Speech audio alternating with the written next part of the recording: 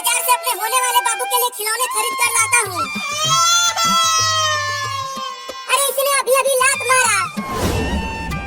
लगता है उसे बहुत ही ज्यादा जल्दी है दुनिया में आने की। आज तो मैं पूरे गांव में मिठाई बांटूंगा। मैं तो जा रहा हूँ बाजार। चिंटू और चिंकी तुम दोनों मेरे पास आओ। आ रहे हैं मम्मी। क्या हुआ मम्मी, तुमने हमें क्यों बुलाया?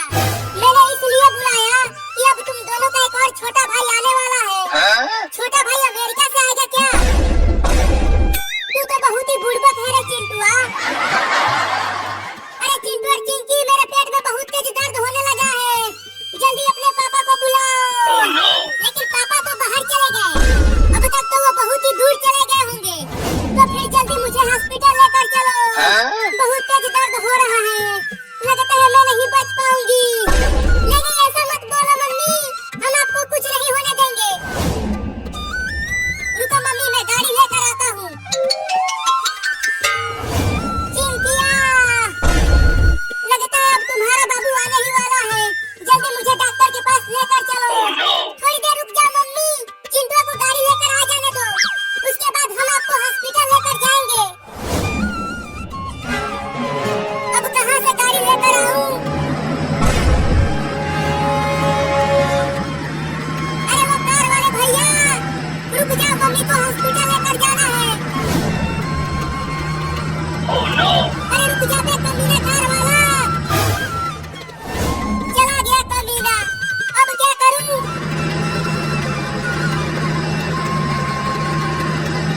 चलता हूँ, अब बुलडोजर को रोकता हूँ।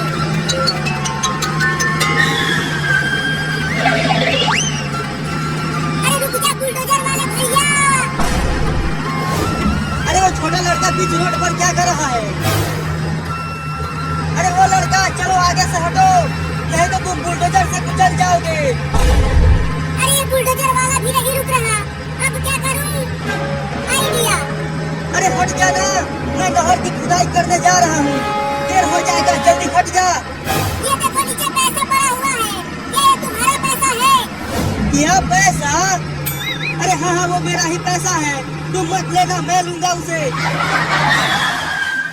कहाँ है पैसा, कहाँ है पैसा लड़का? यहाँ नीचे रोड पर नोटों की गड्डियाँ हैं। हाँ, नोटों की गड्डियाँ, तब तो आज मजा ही आ जाएगा। जल्दी चलो रे बाबा, पैसा मिला है। कहाँ है पैसा, कहाँ है पैसा? वहाँ नीचे देखो, बुलडोजर के टायर के पास। अरे यहाँ तो नोटों की गड्डियाँ है ही नहीं, वो पैसा कहाँ है लड़का? वही देखो नीचे होगा।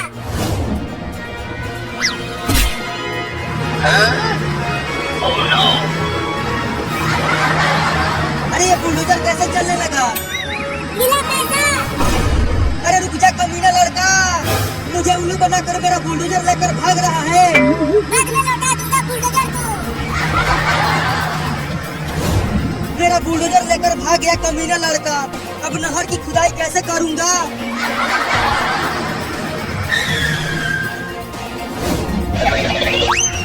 मम्मी बाहर गाड़ी लेकर आ गया हूँ। चिंकी जल्दी चलो, मम्मी को गाड़ी पर बैठाते हैं। हाँ आ जाओ, थोड़ा धीरे धीरे ले चलना, बहुत दर्द हो रहा है मुझे। ठीक है मम्मी।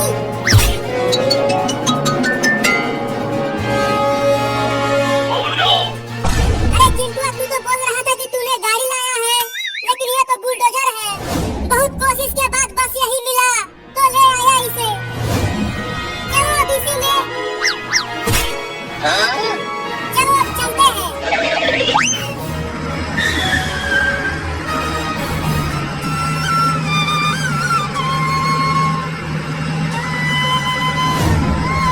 चिंटू और चिंकी, तुम दोनों मम्मी को बुलडोजर में भरकर कहाँ ले जा रहे हो? बाद में बता देंगे, अभी तू घर जा।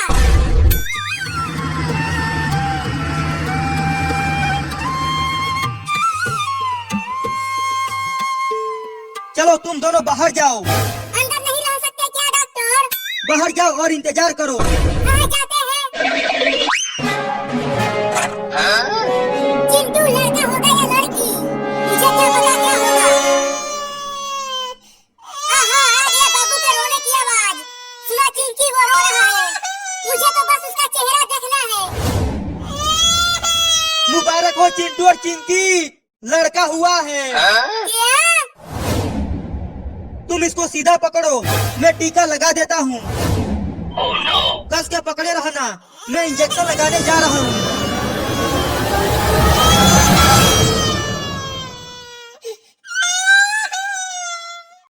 हमें इतनी ज़्यादा है कि रब्बुल करीम ये फरमाते हैं कि बहुत अपनी शान करीम के ज़िंदा माफ़ फरमा सकते हैं, लेकिन अल्लाह के बंदे के हुक्म जिसने कमाल किए हैं वो जब तक अल्लाह के बंदों को उनका हक न दे दे माफ़ नहीं फरमा सकते।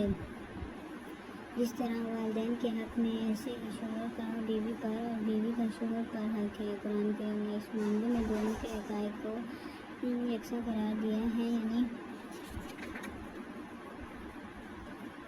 यानी अगर शोहर बीवी से अपने होना चाहता है तो यही शक्ल बीवी की है कि इसका हक़ है कि वो अपने शोहर से पूरी करे। और इसी बना पर रमज़ान के हवाले से फरमाया गया है। हमें मालूम है कि ये एक ज़रूरियात है कि इसके सरफराज के दौरान ये हक़ अदा हो सकता है। इसका करना नामुमकिन करार दिया गया है। अगर शोहर ये मौका रखता है कि इसके लिए इसके सारे काम नंबर पेश आए या अगर इसका एहतराम किया जाए और इससे ताल्लुक़ किया जाए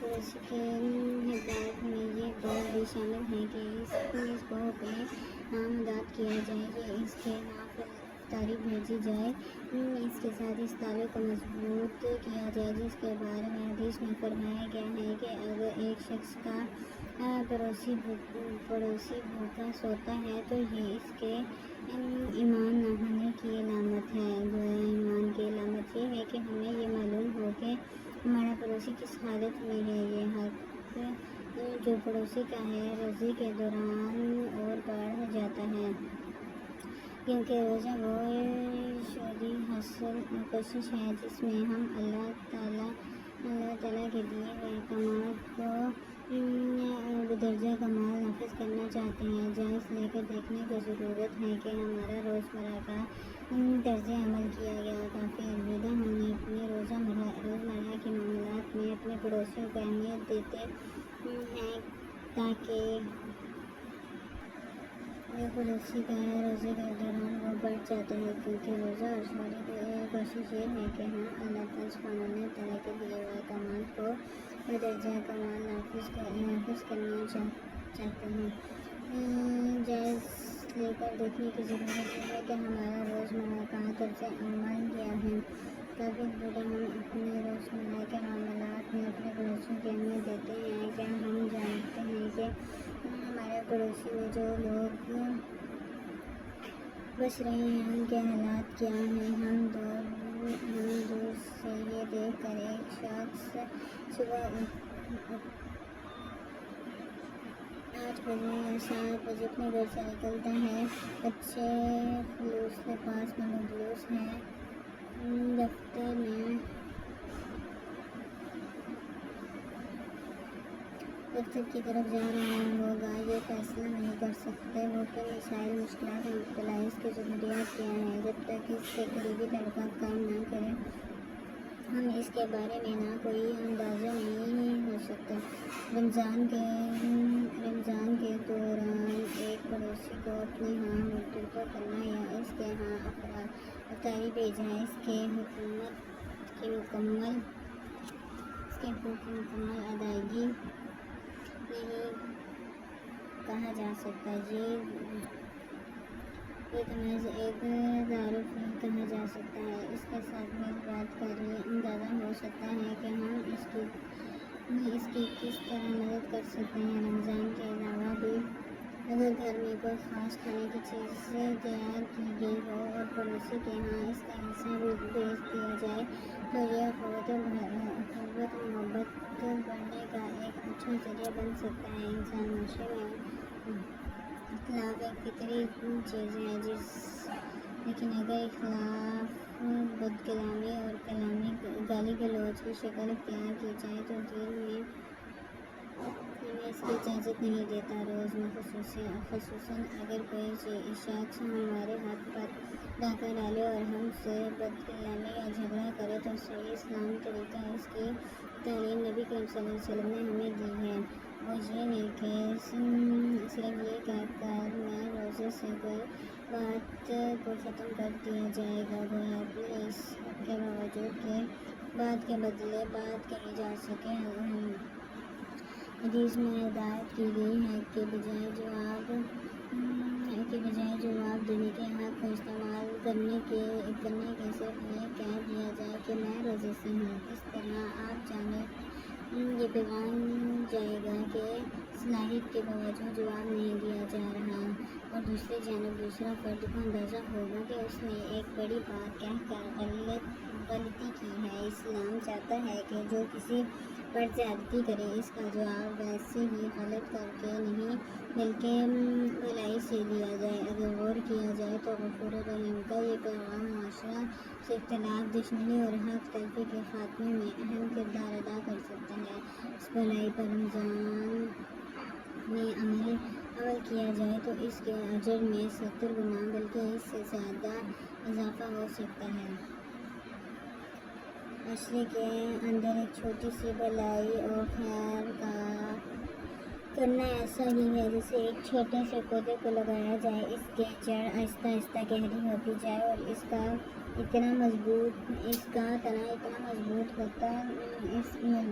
होता जाए कि इसकी शाखें फैलती जाएं हत्ता कि इसके साए तले पूरी इंसानियत आ जाए। गोया ज़्यादा ज़िक्र-ए-बात के हवाले से हमें ये पैगाम दिया जाता है कि रोज़े के महज इस ज़ात की इस्तिलाहात महदूद ना समझे बल्कि इसके ज़रिए इंसानियत की खिदमत माशरे में अदल को क़याम अफ़राद को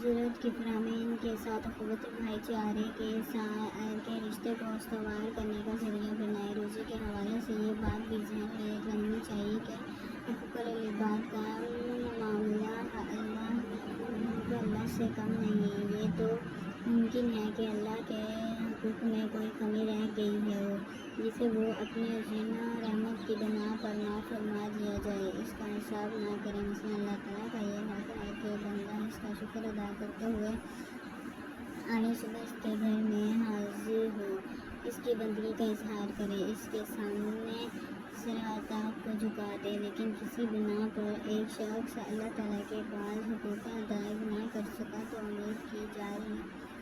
उम्मीद की जा सकती है कि अल्लाह सुब्हानहू व तआला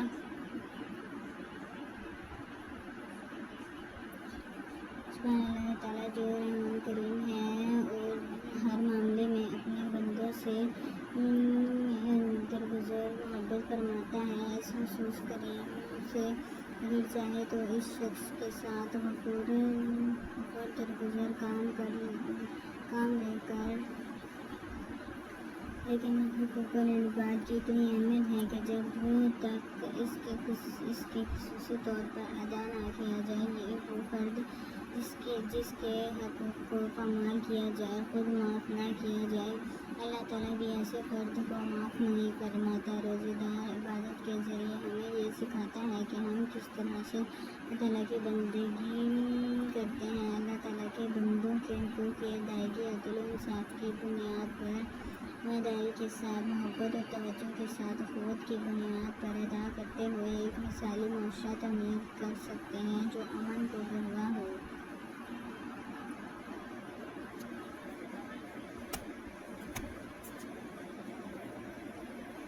कुरान करीम की इज्तिमा पर गैर मामूली ज़ोर देता है कि इस्लाम में तमाम इबादत इज्तिमाई हैसियत रखती है। कुरान करीम और सुन्नत मुतहरा ने हमें यह दुआ सिखाई है कि वो सब इज्तिमाई दुआएं हैं। इसीलिए यूँ मालूम होता है कि कुरान सुन्नत का मदाद खुसूस चंद ऐसे अफराद की तैयारी नहीं जो अपनी ज़ात की हद तक इबादत का इत्मीनान करते हों, बल्कि ऐसे अफराद मतलूब में जो दूसरों के हकूक़ का एहतराम करते हैं। रोज़े का मकसद ऐसे अफराद याद करना नहीं है जो अपनी ज़ात में मुजस्सम भलाई तो हों, लेकिन जिनकी भलाई से दूसरों को फ़ायदा ना पहुँचे। इन अफराद की मिसाल जो महज अपने तज़किरा और अपनी ज़ात की जना की फ़िक्र करते हैं, ऐसे है जैसे एक तस्बीह या हार के इंतहाई खूबसूरत मगर मुंतशर जलाने इनमें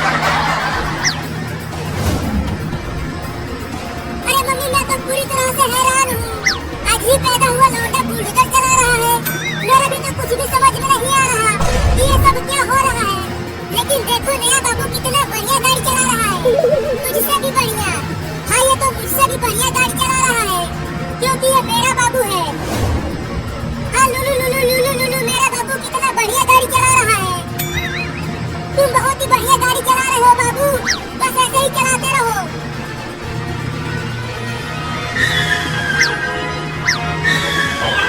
अरे नया बाबू, तू ये बुलडोजर कैसे चला रहा है? मुझे चक्कर आ रहा है, ऐसा मत चला, केवल सीधा चला। अरे ये अभी अभी दुनिया में आया है, तो बुलडोजर कैसे सही चलाएगा? बाबू बाबू, गाड़ी को टेढ़ा मेढ़ा मत चला, नहीं तो मैं गिर जाऊंगी। तू ये क्या पकपका रहा है रे? अरे आगे देखो सब, बाबू बुलडोजर को ट्रेन की लाइन की ओर ले जा रहा है। अरे बाबू, उधर गाड़ी को मत ले जाओ, ट्रेन बुलडोजर को उड़ा देगी।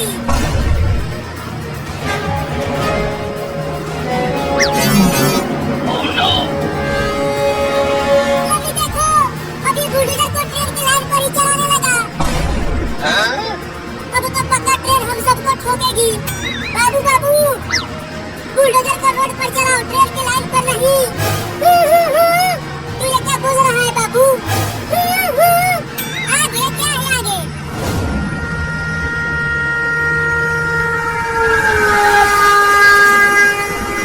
अरे चिंटू और मम्मी आगे देखो, इसी लाइन पर आगे से ट्रेन आ रही है। क्या? मर गए। पक्का ये बाबू हमें ऊपर पहुंचा के ही मारेगा। मुझे तो बहुत डर लग रहा है मम्मी। बाबू जल्दी बुलडोजर को ट्रेन की लाइन पर से हटा, नहीं तो मेरे हाथ से पिट जाएगा तू। जल्दी हटा, नहीं तो मार दूंगी। ये ले। मैं तो कहता हूँ कि चलो बुलडोजर पर से कूद जाते हैं। अगर यहाँ से कूदे तो हमारा हाथ पैर एक हो जाएगा, तो क्या करें तू ही बता। अरे बाबू, अभी तो रोक ले बुलडोजर को, एक ट्रेन बहुत पास आ गई है। मम्मी अब हम तो गए। नहीं।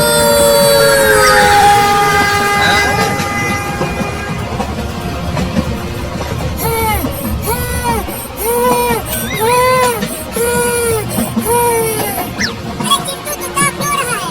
देखो बच गए हैं हम, बार-बार बच गए हैं चिंटिया। मेरे तो गुर्दे सिकुड़ गए थे, लेकिन अभी भी पूरी तरह से बचे नहीं हैं। ट्रेन हमारे पीछे ही है। और तेज चलाओ, ट्रेन पास आती जा रही है।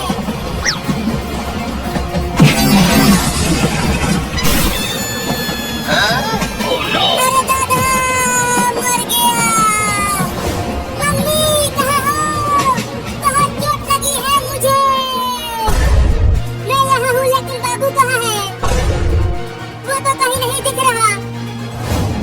देखो वो वहाँ पर गिरा पड़ा है। अरे बाबू बाबू, क्या हो गया तुझे? अपनी आंखें खोल ना बाबू, लगता है इसे ज्यादा चोट लग गई है।